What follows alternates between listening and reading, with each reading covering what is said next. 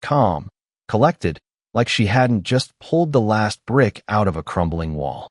I didn't answer. Not right away. Because what do you say when your own wife looks at you like a burden? I'd asked a simple question. Something like, do you want to go for a walk? We hadn't done anything together in weeks. I just wanted 20 minutes, some kind of connection. And she gave me that line. That final, clipped sentence wrapped in her new independence. I stood in the kitchen while she walked back to the couch, curled up with her phone like I didn't exist. She tapped on the screen, smirking at something, legs folded, wine glass on the armrest. Like she hadn't just broken something in me she couldn't see. And in that moment, I realized something. This wasn't a rough patch. This wasn't stress or burnout or hormones. This was it. She'd made the choice already, maybe weeks ago, maybe months. I just hadn't caught up yet. I didn't slam the door. I didn't raise my voice. I just said, got it, and walked upstairs. I lay in bed beside her that night, both of us facing opposite walls. Her screen flickered across the ceiling while I stared into the dark. And I wasn't angry.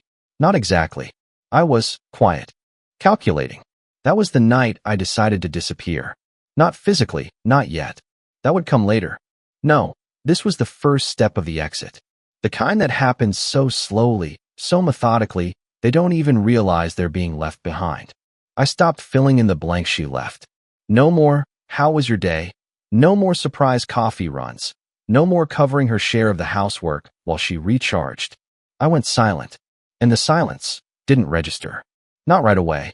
She was used to my consistency, my effort, my steadiness.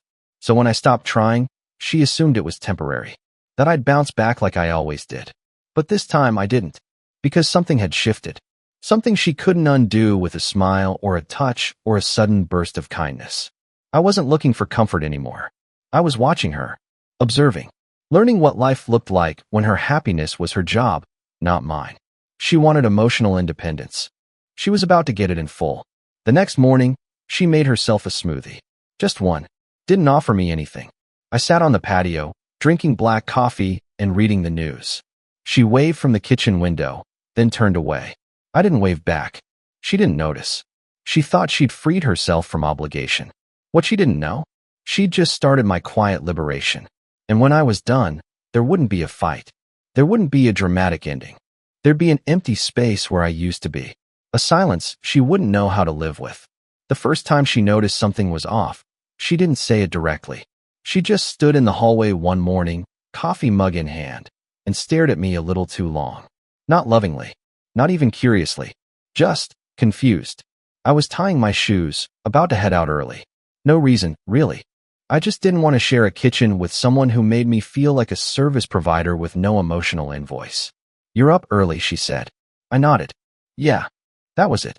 She waited. I didn't offer anything else. She sipped her coffee, lingered for another second, then went back to scrolling through her phone. Just like that, silence restored. But it was a different kind of silence now. I stopped orbiting her.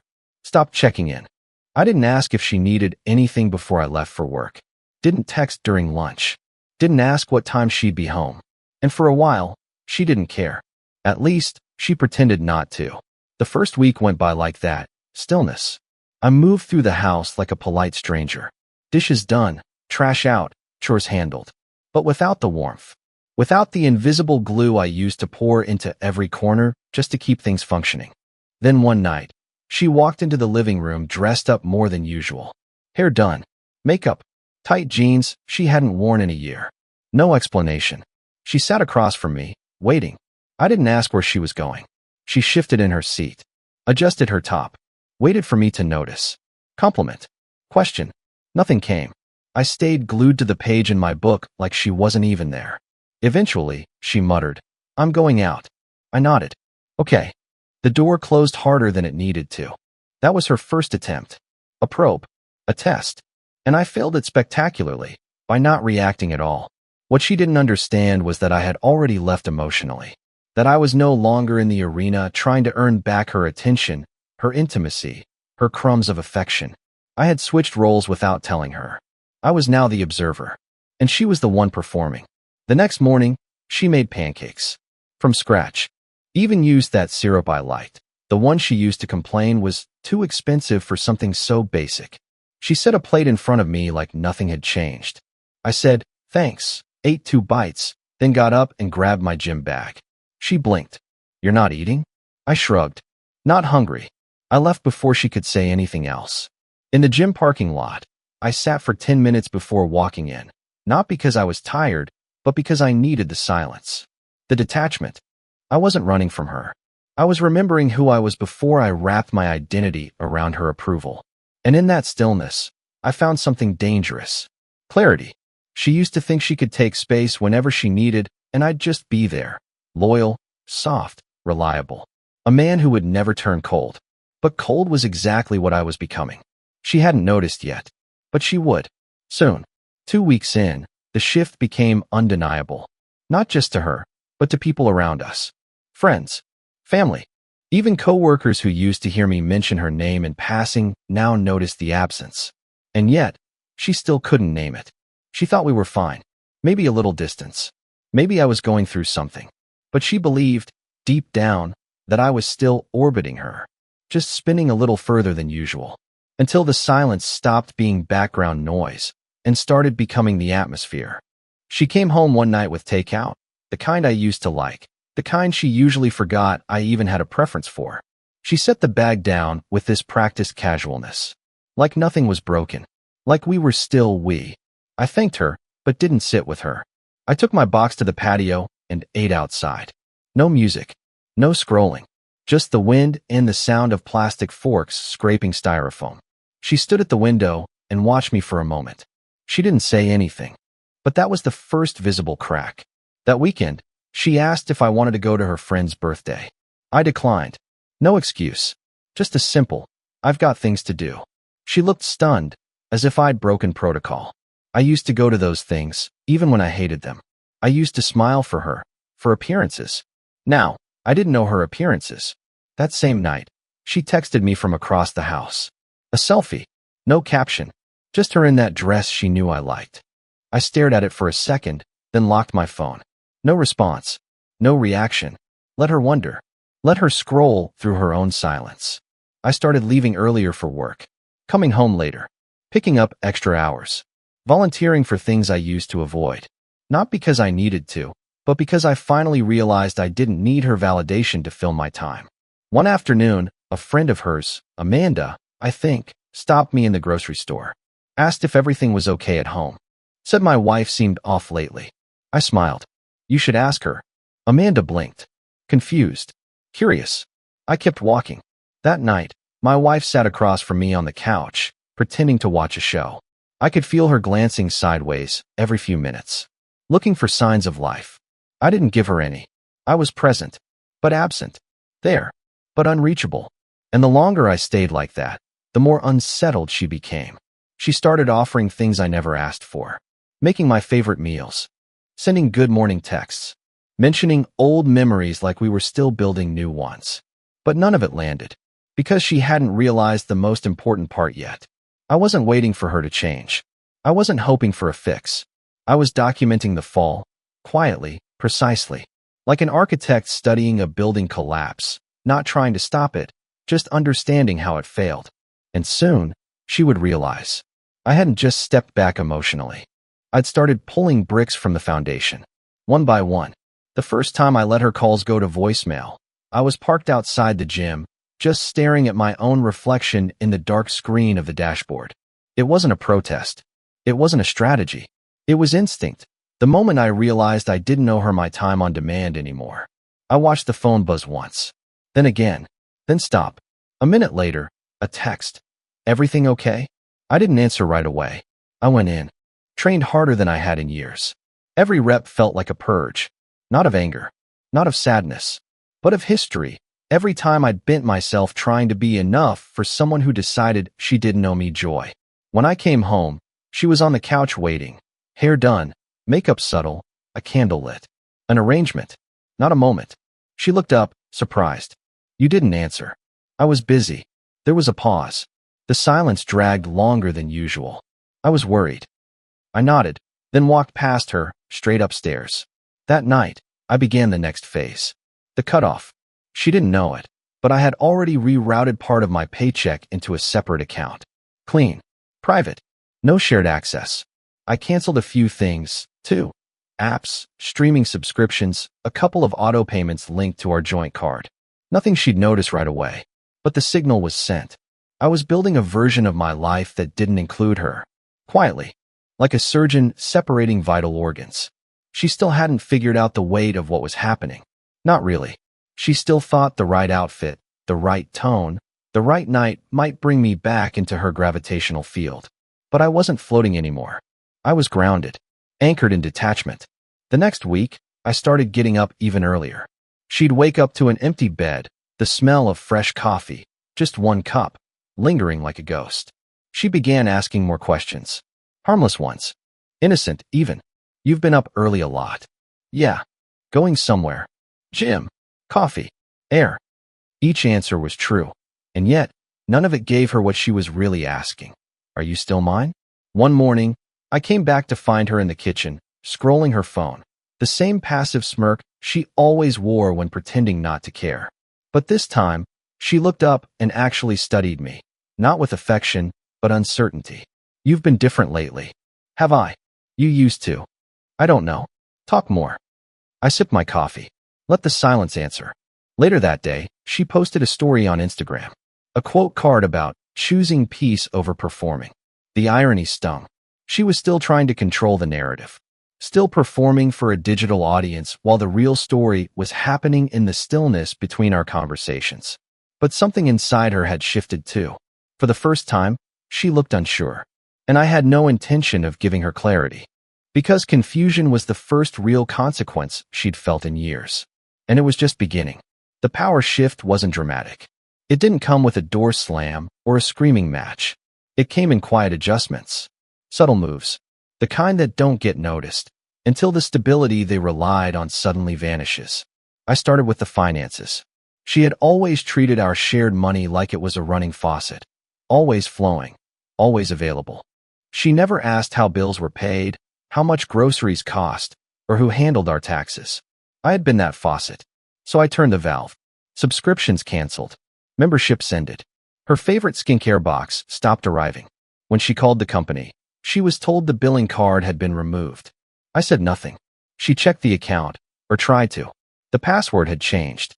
I watched her one evening from the hallway as she sat on the couch, laptop open, refreshing the login page like it might unlock on pity. I didn't say a word. Just let her sit in the discomfort. Control wasn't about yelling. It was about removal. She wanted to operate independently, so I gave her exactly that. A world where she had to manage things on her own. She told her friends she was rebalancing the relationship. But she didn't know I was rebalancing the infrastructure. Next, I updated all the beneficiary info on my accounts.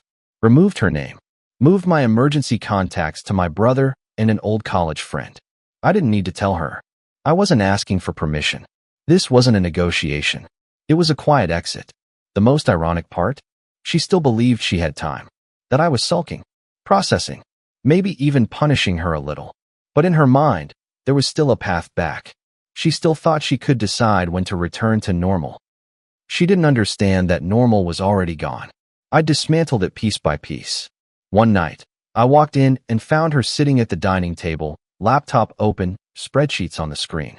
She looked up quickly, a little embarrassed, like I'd caught her cheating on a test.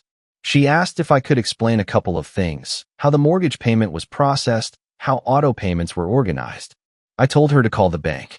Her eyes narrowed slightly. She knew. Not the whole picture, but the outline. The feeling that something had slipped from her hands while she wasn't looking. That for the first time in years, she wasn't the one holding the thread.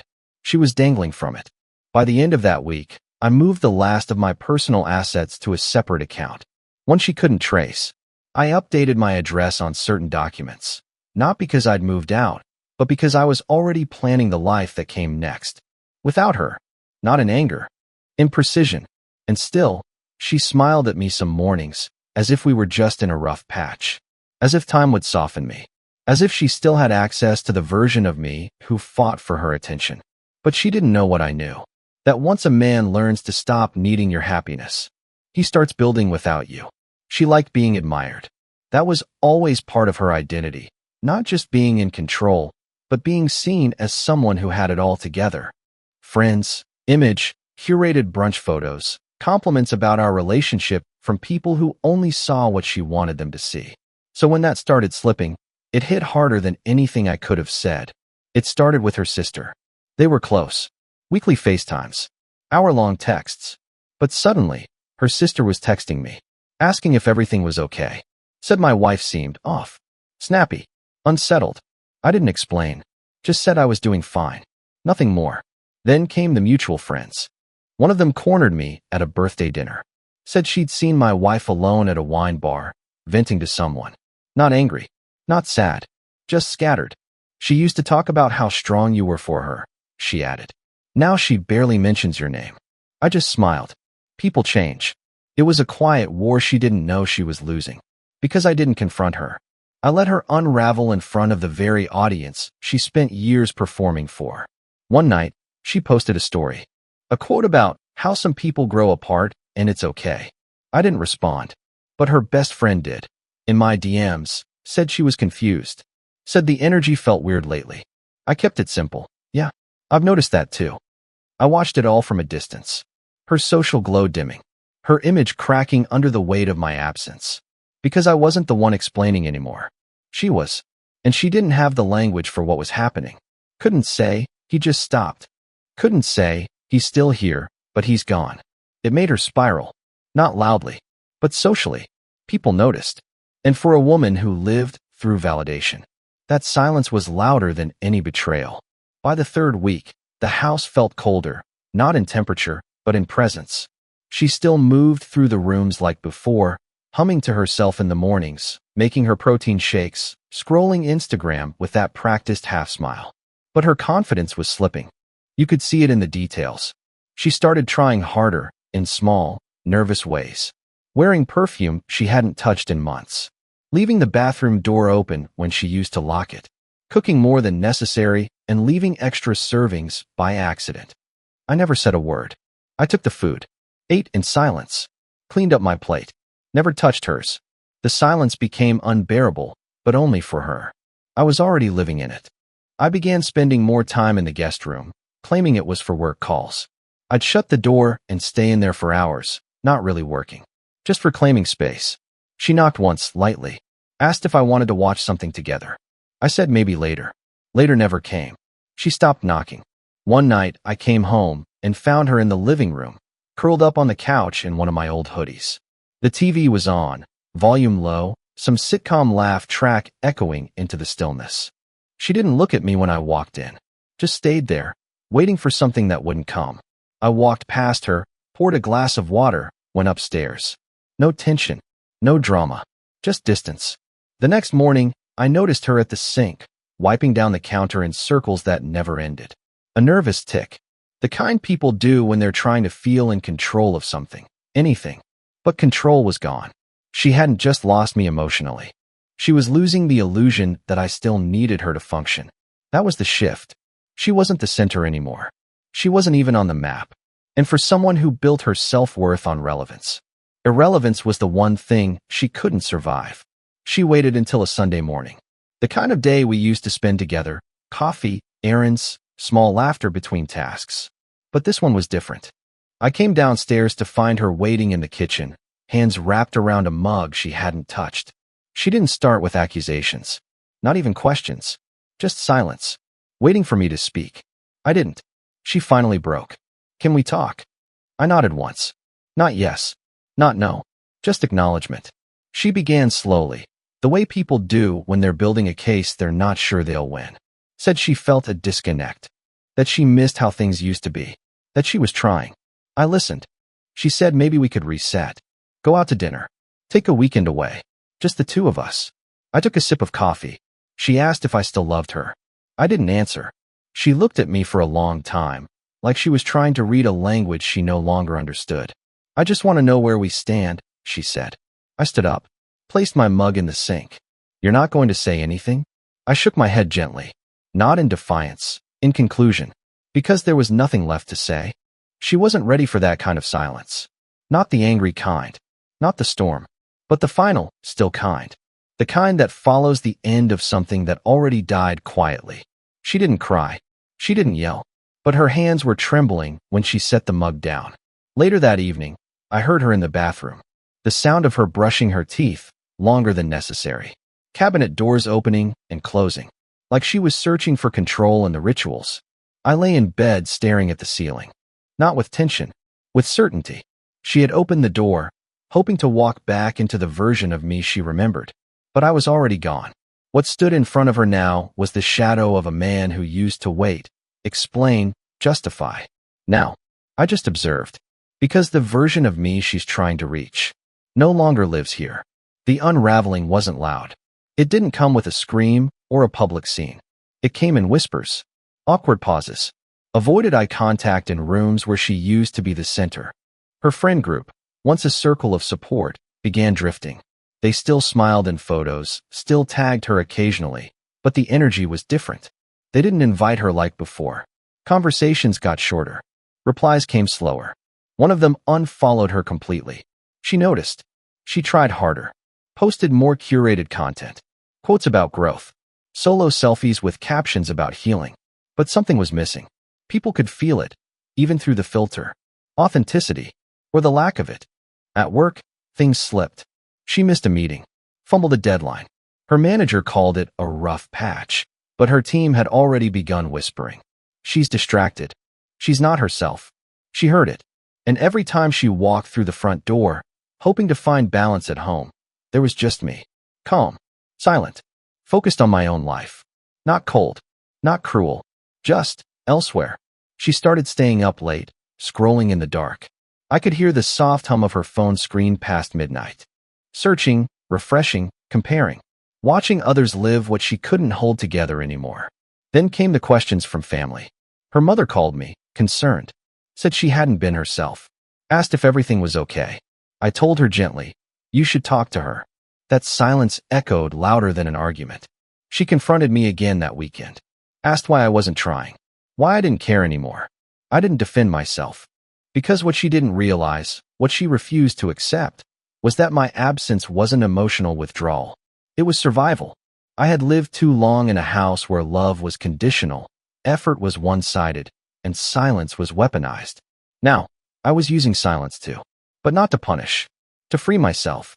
And that's what broke her. Not the loss of me, but the loss of control. Because for the first time, she couldn't spin the narrative. People saw the cracks, and I never had to raise my voice to show them. I waited until a Thursday morning. She was still asleep when I closed the closet door for the last time. Everything I needed was already packed. Quiet, minimal, intentional, just like my exit. The apartment was still. No sounds but the low hum of the fridge and the faint rustle of leaves outside the window. I stood there for a moment, not to say goodbye, just to confirm something. There was no weight in my chest. No guilt. No hesitation. Just air. The man who used to stay up late wondering how to fix things. He was gone. Now there was only me, present, focused, detached. I left my key on the kitchen counter. Not hidden. Not dramatic. Just placed. Visible enough to be noticed. I didn't leave a note. There was nothing left to explain. She'd understand the moment she saw the emptiness. The quiet. The missing jacket on the hook. The toothbrush gone. The absence of noise where I used to exist. I didn't take revenge. I didn't burn bridges. I just left. Not to hurt her, but to return to myself. I moved into a smaller place. One with fewer memories. No ghosts in the hallway. No tension thick in the air. Just space. Open, clean mind. I reconnected with people who hadn't seen me in months. I said yes to things I used to avoid. I spent long mornings in silence. Not because I was sad, but because I was free. And she called once. Then twice. Then stopped. I never answered. She sent one last message weeks later. Just one line. I didn't think you'd actually leave. I stared at it for a long time. Then deleted it. No anger. No response. Because she never believed silence could speak louder than a scream. But it did.